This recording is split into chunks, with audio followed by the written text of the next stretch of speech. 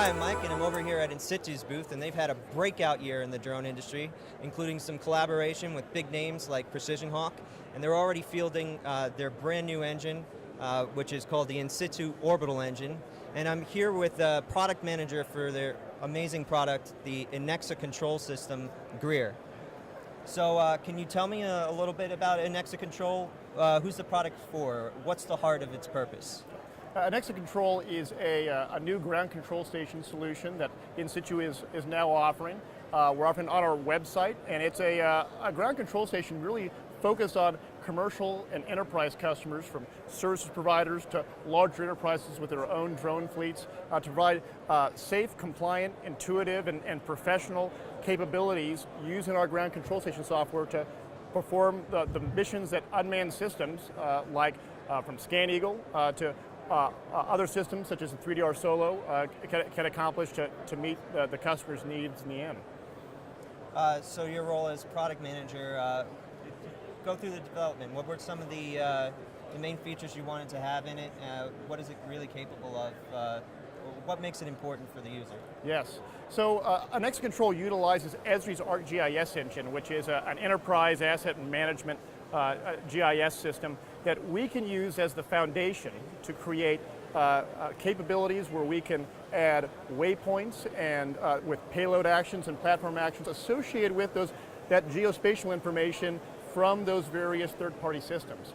This means that we can then create mission routes and flight plans that allow us to have to do the job safer, more professionally, and more efficiently to ultimately meet those customers' needs. Yeah, so you're taking a lot of things that were separate and layering them for one, all-in-one user interface.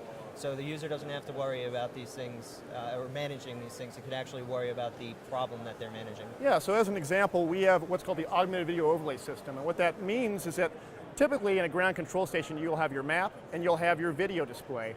Well, that may require two monitors, or it may require you looking from one to the other.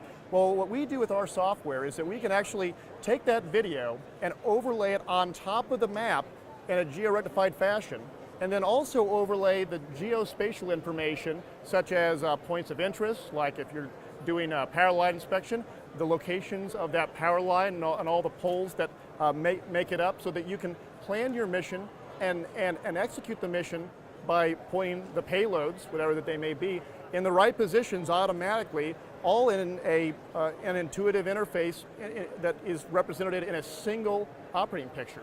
So by seeing the video, the map, what you're trying to look at, looking at all the telemetry information, all in a single perspective, allows you to perform the mission better.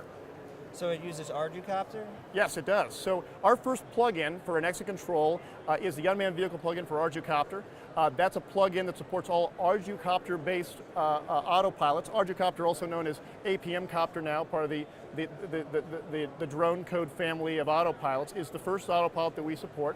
And so if you have a 3DR Solo or 3DR Iris Plus, or even a DIY drone where you've used a Pixhawk autopilot with the APM Copter or ArduCopter flight stack, we can support that out of the box. So it allows you, that as someone that already has platforms in inventory, to use our software without any additional integration or work that has to be done to get out and fly.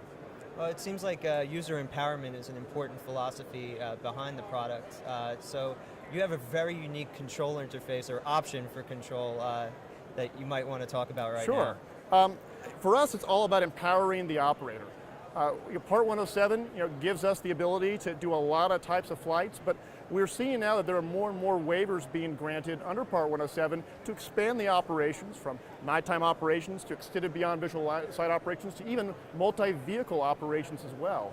Well, our software gives you the ability to empower the user for not just Part 107 use cases, but for use cases well beyond Part 107. So as an example, if you have a waiver that allows you to fly multiple vehicles at the same time, our software can enable you to do just that, fly multiple vehicles from a single ground control station, while also seeing all the telemetry information and other flight critical safety information for those specific vehicles, all in one salient operating picture.